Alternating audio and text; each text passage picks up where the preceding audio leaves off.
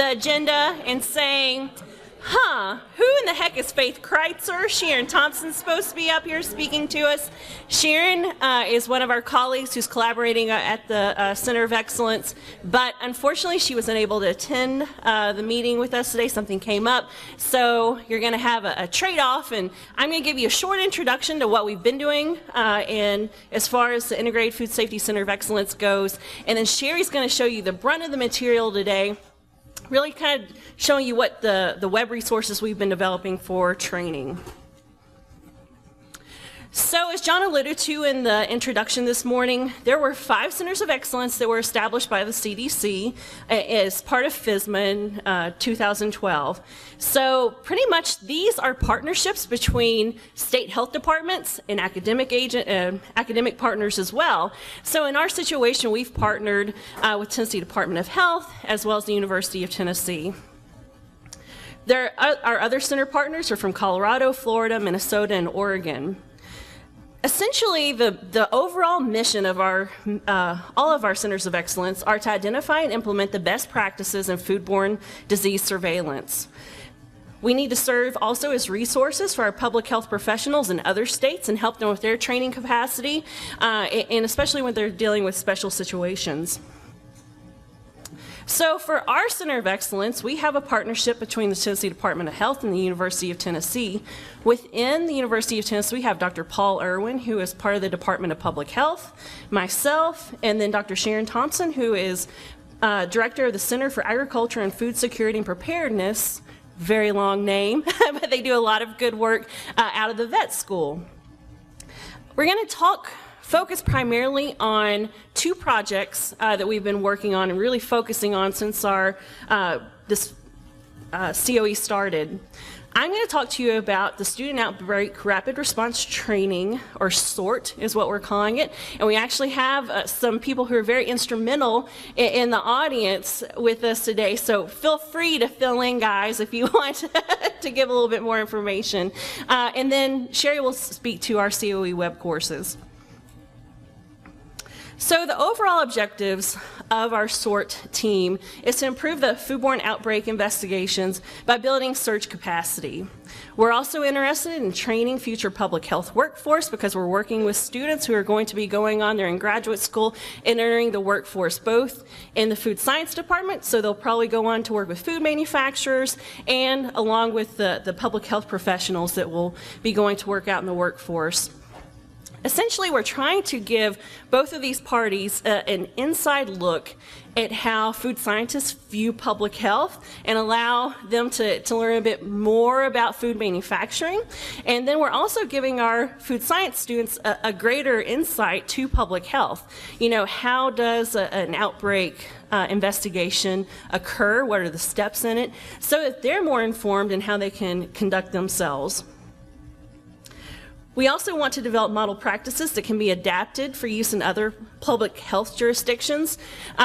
There's one other team that has something similar in Georgia, but really I know that there's a group here that works with Nashville, but really we're trying to use this as a model to show how we can use students in doing outbreak investigations and basically interviewing people. So SORT was established in fall of 2013. It's a 1-hour credit elective that's offered at the University of Tennessee.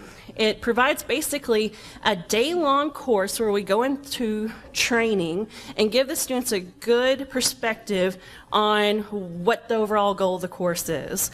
The thought process is we're going to put everything in basically a 1-day training because when we need to call upon them for outbreak investigations, we want them to be trained and ready to go. We're then going to give them practical experience, so they actually are called upon to assist with outbreak investigations that occur within the East Tennessee region and also at Knox County. They also do ride-alongs for restaurant inspections with our environmental health partners at the Department of Health. Overall, we've had 24 students trained in SORT, and it's been really great, has good acceptance between both departments, and it's really something that's kind of groundbreaking for us at UT, so we're really excited about it and are basically trying to tweak it a little bit to make it a little bit more instrumental for our students. So now I'll let Sheri talk to you all about the web courses. Okay. Well, my name is Sheri Pugh, and I'm the curriculum team leader at the Center for Agriculture and Food Security and Preparedness. Hold on. One of the, for the COE web courses, it's a series of 6 web courses on foodborne outbreak detection and response. The first course that we've just finished developing is the Foodborne Outbreak Investigation and Response Team Roles and Responsibilities, and it's Part A. Right now, the course is, we've put it online and we're in the final testing phase, and the CDC and Tennessee Department of Health and different people are looking at it, and we'll be doing some final edits to that. One of the things that I'm going to be showing you just some screenshots to give you an idea about what our courses entail. This course, how many of y'all have ever done a web course? Just taken a web course, okay? How many of you have sat there just the whole time just listening or reading and it was kind of boring and you just thought, let me get to the end of this? Okay, well, that's one of the things that we don't want. So we believe in engaging interactive training, okay? So we put that in our web courses as much as possible. If we can find pictures or do videos, case scenarios, anything that's going to be performance-based, so you can practice what you're going to do when you go back to work or you're back on your job, that's what we like to do. So this is just one of the screens as an example. It's of our first module. The first module is about just an overview of the integrated food safety system. And we did create a video about the complex food supply, and so I went ahead and just trimmed it down. I'm just going to show you a brief clip of that.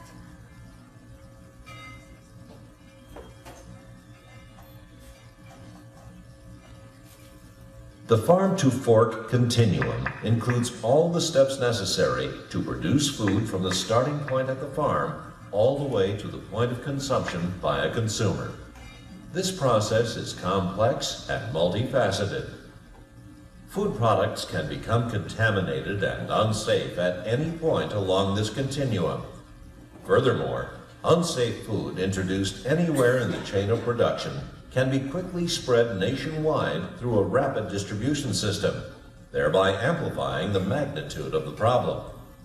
The salmonellosis outbreak caused by contaminated product produced by the Peanut Corporation of America, or PCA, serves as a good example of how complex our food supply can be. PCA represented less than 1% of peanut-based products produced in the United States. However, unsanitary conditions in at least one of their processing facilities resulted in 714 illnesses, 9 deaths, and nearly 4,000 recalled products. Okay, so what we do a lot of times with our videos is we use those to teach content. We also use those for case scenarios. And we get all this information from subject matter experts. And if they can give us the content, then we can work it in to the training material. Always, whenever we have a video, we always follow up with different types of knowledge check questions. We do, your regular multiple choice, true, false.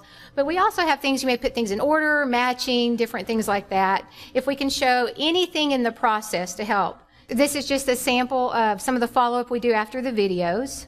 For the foodborne outbreak investigation response training, we also had a lot of information. There was a lot of data that they wanted the users to gather about the frequency of causative agents. And so in the course, if you see the colored buttons, all of our courses are narrated. So a narrator will begin some introductory information, and it may say, click on the colored buttons to explore different things. So in this case, the users were able to click on the buttons and learn about parasites, viruses, the different causative agents. Also, if you see the red arrow there, it's pointing to the Find Out More button. We can put pretty much anything in as extra information. So we can link it to a web course, if there's a document you want people to see, whatever it is.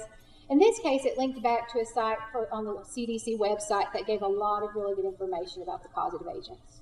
So that's a sample. Something else we did, this is a screen that one of the subject matter experts helped us. We wanted to talk about the sample outbreak epidemic curves, and all of these, the users would click on the different graphs, and in those graphs it would give them information about that type of outbreak. Let me go ahead and move on.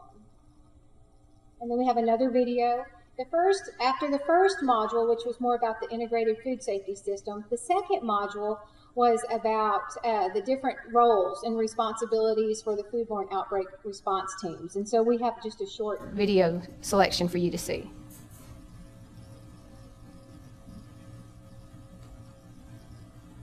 The core members of the outbreak investigation team usually include an environmental health specialist or sanitarian, an epidemiologist and/or public health nurse, and a laboratorian. When we look at those, for all of us to work together, because an environmentalist may have insight to what that facility looks like in the food service, and by putting all of the knowledge together, it gives us a better idea and helps us develop a game plan. We don't go to the field to do field investigations till we have a plan. And to get to that plan, you have to do some research, some investigating, and do some hypothesis of what may be causing this so that you know what to really look for. Okay.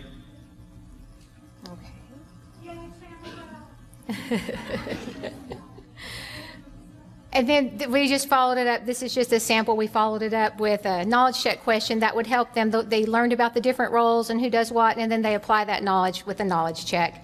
Some other type of interactions we do in the courses that are performance-based is after they finish the content, we have case scenarios.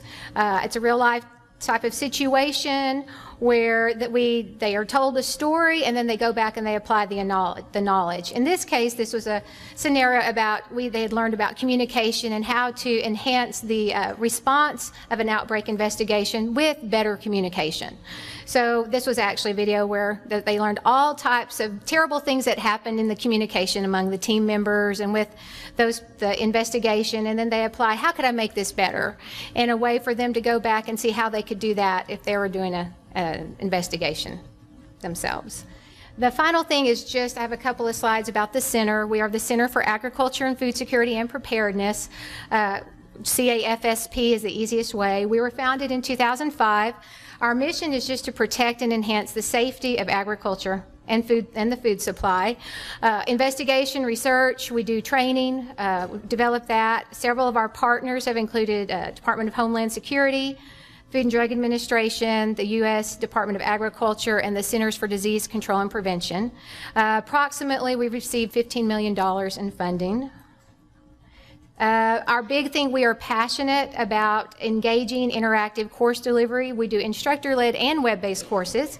There's a couple of pictures from our instructor-led courses. A lot of those, again, participants are up and moving and doing a lot of simulations and things that they will apply. This is actually a picture of special processes at retail class that we did for all the special processes in the food code. Several of our other classes, I won't go over them, but we do several. We're still in development, one for HACCP, several other food safety ones, everything from shellfish to curing, smoking, and drying. We've done that to food transportation. So if you have any questions, this is our website. Dr. Thompson could not be here, so she did leave you, sent me, and it's at the back table where you registered today. She sent some business cards and some brochures. So if you're interested or you'd like to contact us further, you can pick up one of those. Any questions?